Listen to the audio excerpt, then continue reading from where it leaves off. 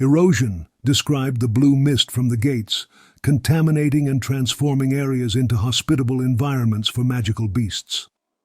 These areas around the gates were called field-type dungeons, like the Hanguk University's art gallery, now a land of death. It seems that the hunter's unfinished sentence was understood by all. Meanwhile, Suho was astonished by his discovery. Level up. Was this real? The game-like system from his dreams had become reality. The air against his skin confirmed it wasn't a dream. Fatigue vanished, and minor burns healed as the message appeared. Secret quest. You have met the completion requirements of the courage of the helpless. You have an unread message.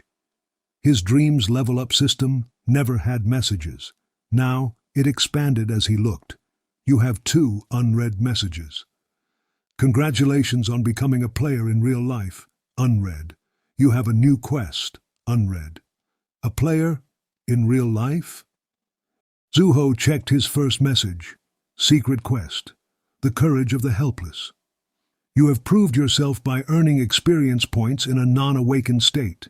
You have awakened from level 0 to level 1, allowing you to check your status window. Information. This system supports the player's growth. Remember, this is no longer tutorial mode. In reality, you only have 1 life, so please be cautious.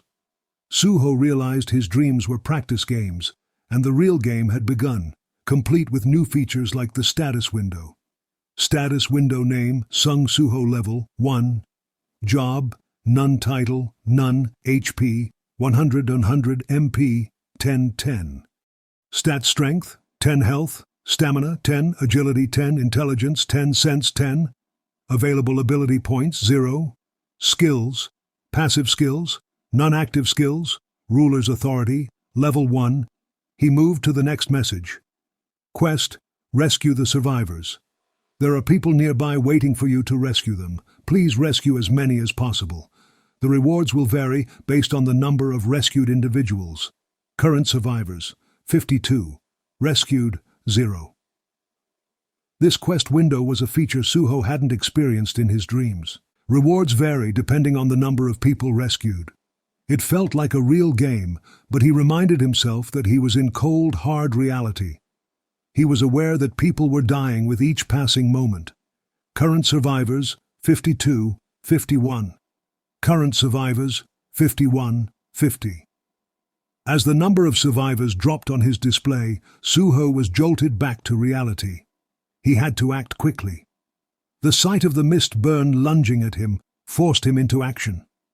He swung his arm, sending the creature reeling with an unexpected force. Another mist burn attacked, and Suho's punch once again sent it flying. He realized that his dreamlike powers had become real. No longer threatened by the creatures, he charged at them, his fists striking with devastating impact. Each punch was met with success, the creatures defeated one by one. Despite his victories, the number of survivors continued to dwindle, indicating more mist burns were forming. Urgency pressed him to search the building for survivors. He found them and guided them to safety. The hunters outside Hanguk University's art gallery were taken aback as survivors began emerging from the building, one by one. They were preparing to enter, but the sight of people escaping was unexpected. These survivors recounted being saved by a student, which left the hunters even more surprised. Dogyun, one of the hunters, was sure there were no hunters among the students, and none had arrived yet.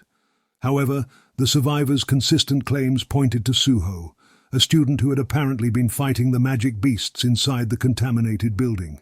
The idea of an ordinary person, especially a student, surviving and rescuing others in a field-type dungeon was almost impossible.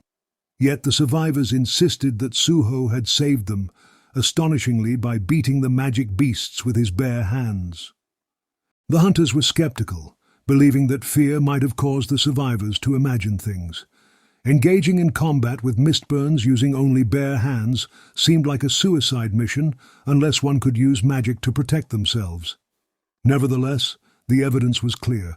A student named Suho was alive and had been actively rescuing people. As they finished their preparations, the hunters measured the mana levels and classified the dungeon as D-grade, which meant stronger and more dangerous beasts than mist burns awaited inside. This classification added urgency to their mission.